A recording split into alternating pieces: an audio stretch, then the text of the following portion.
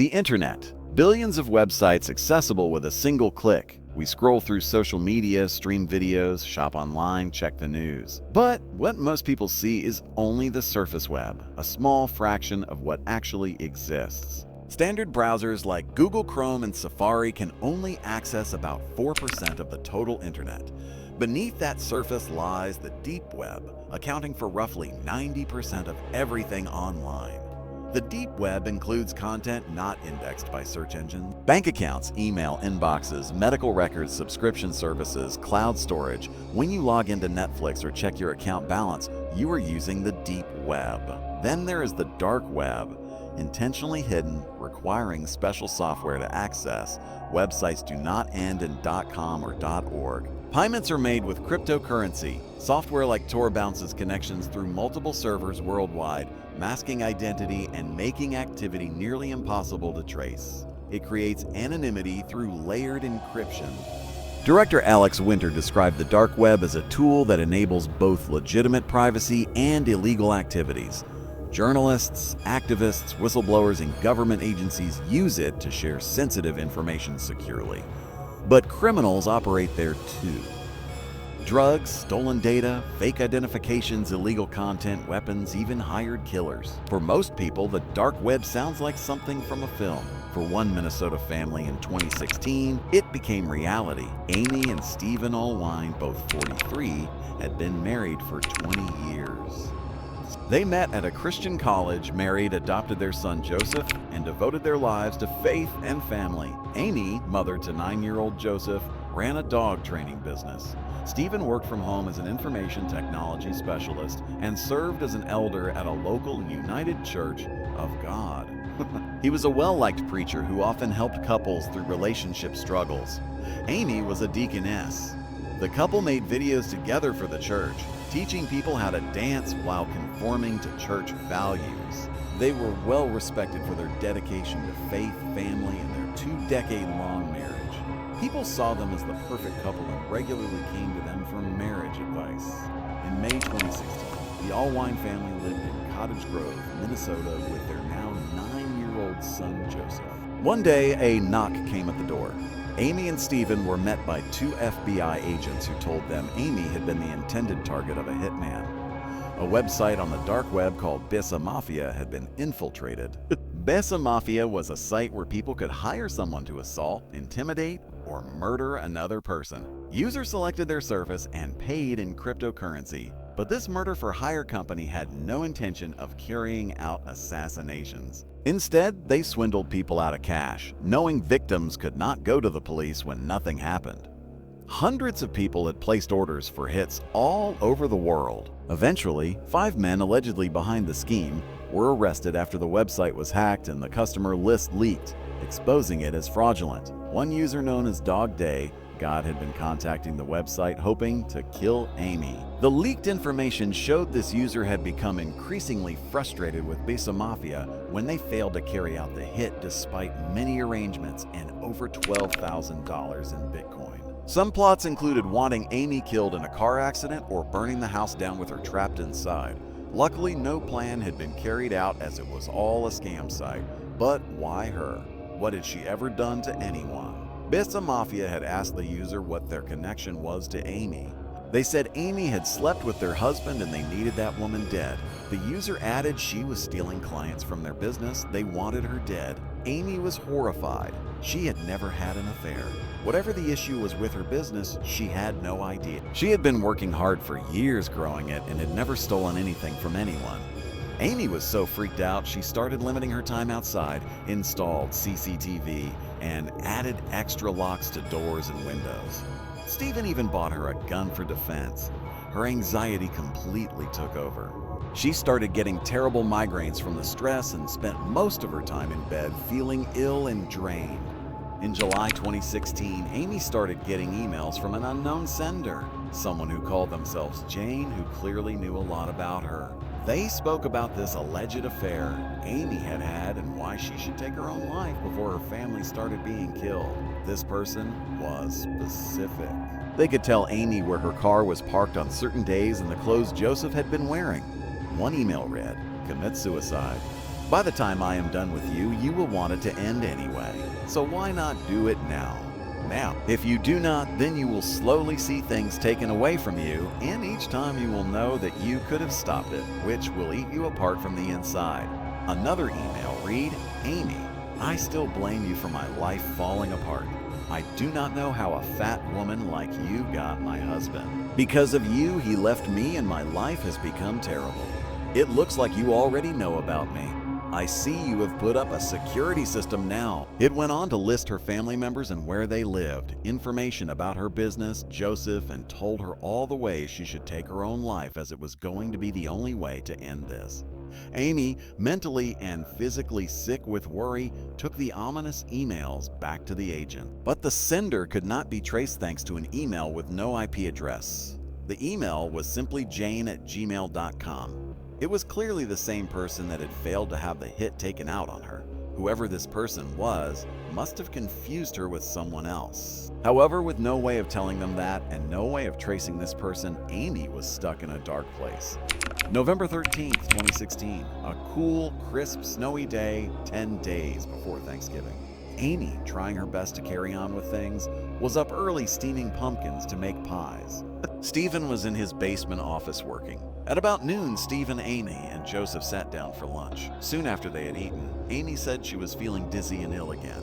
At around 1 in the afternoon, Amy's dad came over. Stephen told him Amy was in bed again. An hour later, her dad left. But minutes later, Stephen called him and asked him to come back to pick Joseph up so that he could take Amy to the doctors. He agreed, picked him up, and the pair left. At around 5, Stephen called Amy's dad to tell him he was running late because he needed to stop at a gas station. Half an hour later, he pulled up. When he asked how his daughter was, Stephen said Amy had decided not to go to the doctors in the end. Stephen and Joseph then went out to eat at Culver's and returned to the house just before 7. As soon as they got home, Joseph went into his parents' room and walked in on something no child should ever see. Amy lay dead on the floor, a pool of blood around her head. Beside her elbow was a 9mm handgun. Stephen called 911. His voice was calm as he told the dispatcher he thought his wife shot herself. There was blood all over.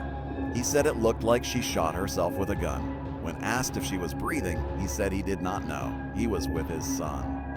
The dispatcher asked if he would like to check on her. He said he would go look.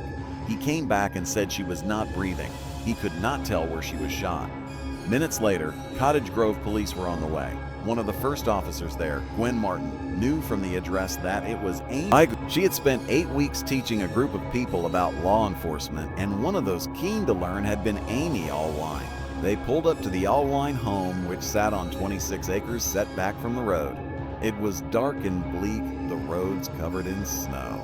When Gwen saw Amy, despite her 18 years in the force and everything she had seen, she burst into tears. Her mind was racing. There was no way Amy would have shot herself. Surely not. How could this be, she thought. The smell of food floated through the house. The pumpkins Amy had been roasting were still cooking. The oven still on. Amy was lying face up on the floor. Her pants were unbuttoned, her hands by her sides. A gunshot wound was in the right side of her head, and a shell casing was by her right leg.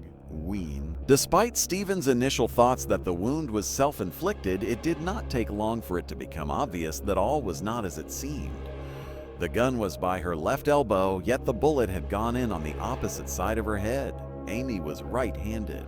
The angle she would have had to twist her wrist into to get the opposite side of her head, and at the downward trajectory the bullet had gone in, would have been nearly impossible. Her hands were completely clean too. No gunshot residue and no blood on them. A toxicology report showed Amy's blood had an extremely high level of scopolamine in it, more than 45 times what would be prescribed as a therapeutic dose. Amy had never had a prescription for this. Scopolamine is commonly given to combat nausea and sickness, especially after surgery. In high and heavy doses, the drug can make people disoriented, unconscious, and even cause memory loss. The medical examiner confirmed that Amy had died at around 3:15 in the afternoon or slightly earlier. Joseph would have been with his granddad, but Stephen would have been at home with Amy. In fact, he said he had spoken to her at around 5 as she was praying in the bedroom. But evidently, this was impossible. 2 days later, Stephen was at the police station. He was quiet and teary and sat with his head down for most of his 2-hour-long interview. He said he had no idea why his wife would have shot herself. He said he did not see it coming and felt like it was his fault. As far as the emails went, he had no idea who would have sent them to her either. Stephen said he knew she had not had an affair and he could not understand why somebody would accuse her of that. He did, however, admit to having an affair himself with a lady named Michelle 2 years beforehand. Something he had never told anyone about before, and something Amy did not know anything about either. But he wanted to come clean in case it looked a certain way. During his interviews, it was clear he could not stick to the same story twice. He could not even remember how many times he had been in and out of the house that day.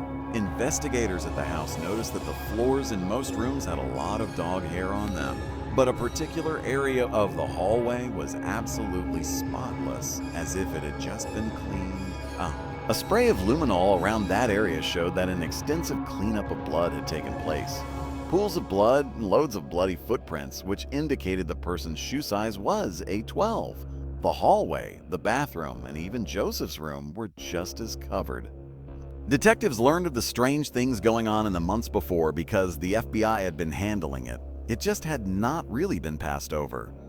Those awful emails telling her to take her own life, the Bessa Mafia information, and now Amy was dead. The medical examiner agreed with the police and said they could not rule Amy's death as a suicide, so it was left undetermined. Detectives knew everything simply pointed to homicide, and it did not take a genius to start connecting the dots. The more they listened back to Stephen's 911 call, the stranger it sounded.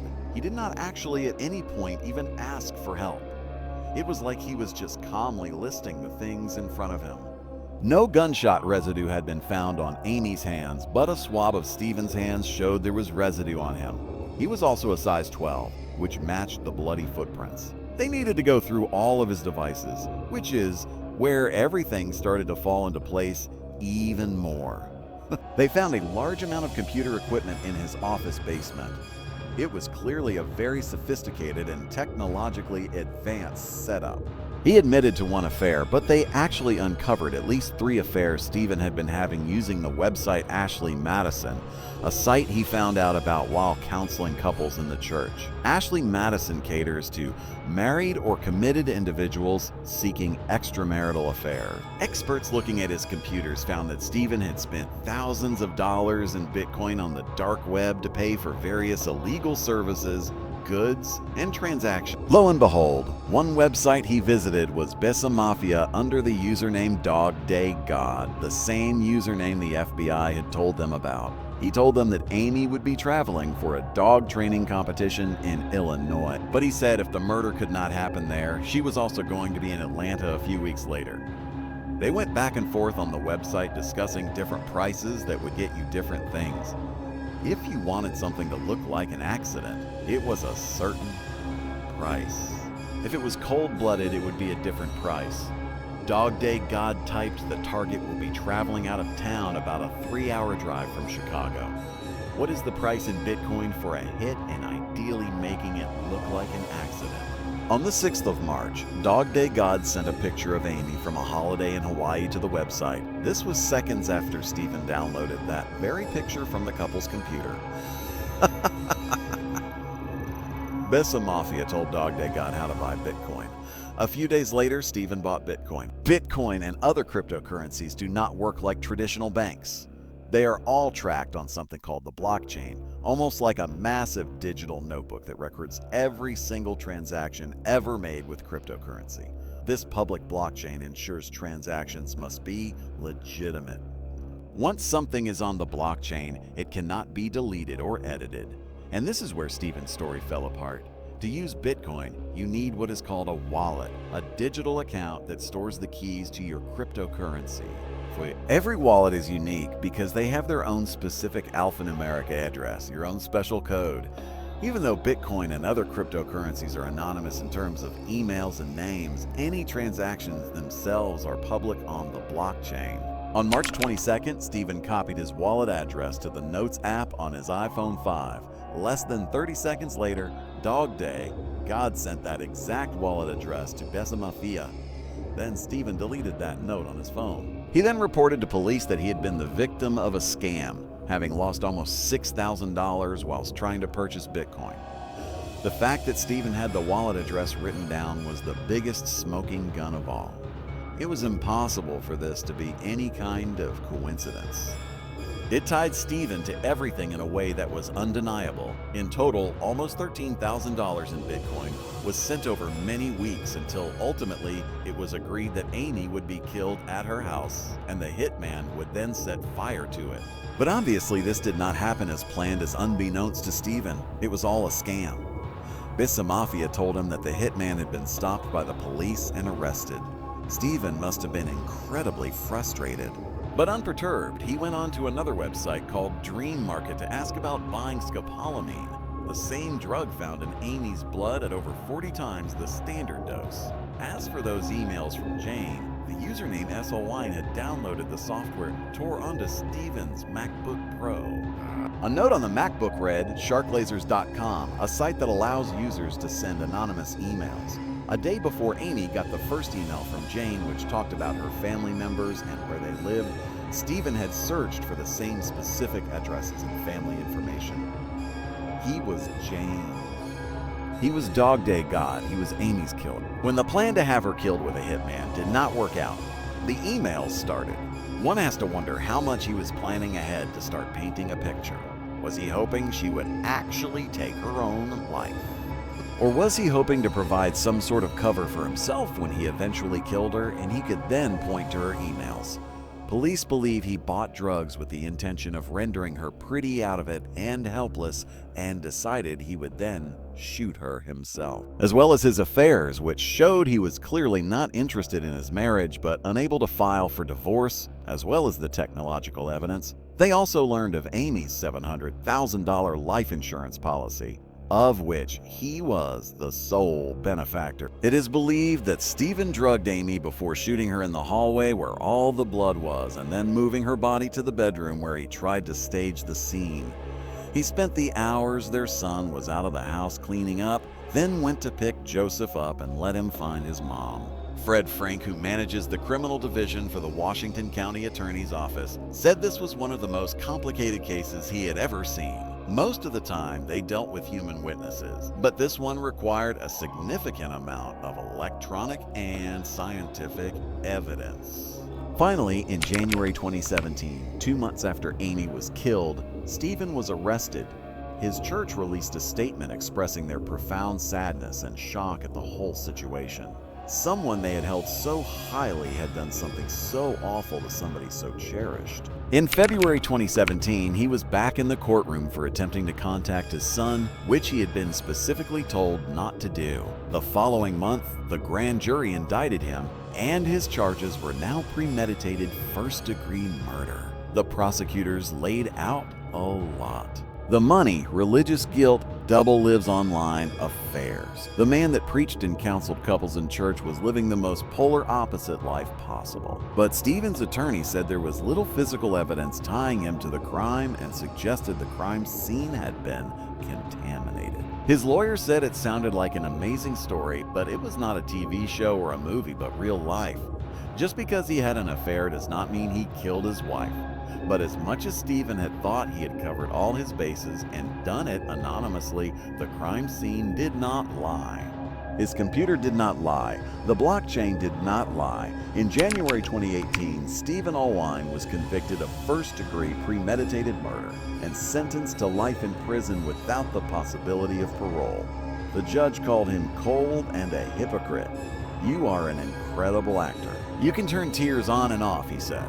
5 years after Amy was found, Stephen, still denying everything, finally broke his silence in an interview. He sat in the chapel of Stillwater Prison and spoke for nearly 90 minutes. When asked if he killed Amy, he said no. He said he believed, based on the evidence he had seen, that he knew who did. He traced it back to somebody she was working with. When asked how the very specific Bitcoin wallet ended up on his Apple products, he said it never showed up on his phone. His supposition, he said, was that somebody else got it posted to the cloud, and then the cloud synced with his MacBook and brought it there. What he seemed to be saying was that there was an elaborate hack involved of his systems to make him look guilty. Yet there had never been any evidence. He said people should change their passwords, update their passwords, have different passwords. And unfortunately, he did not follow his own advice. He said if you knew him as an individual, he could not have done it. It was only in the last few minutes that he showed any kind of emotion, almost as if he knew he had his last few minutes to make an impact and try and convince people he was telling the truth. He appealed in 2021, but this was denied. It was also denied in 2023.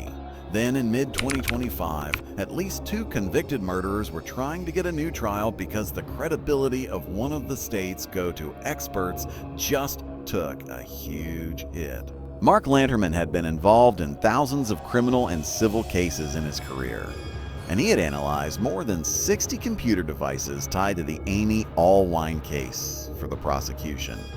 But it appeared that Hennepin County started relying on his expertise without independently verifying his credentials.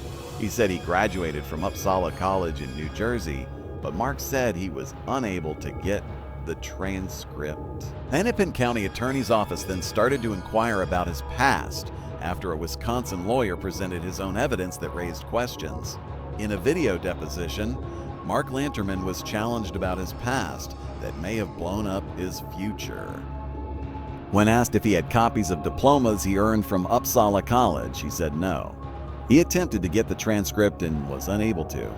When asked how anyone was supposed to know where he went to college, he said because he told them. And that was everything. The county said the review and vetting of vendor work and education experience happens during the department review of proposals. A panel reviews their background, including education, professional experience, and credentials. The county said it was the first such complaint they had received in regards to Mark's work. Stephen Allwine was on year 7 of his life sentence for killing his wife Amy and making it look like a suicide. Records showed Lanterman analyzed more than 60 computer devices tied to the case.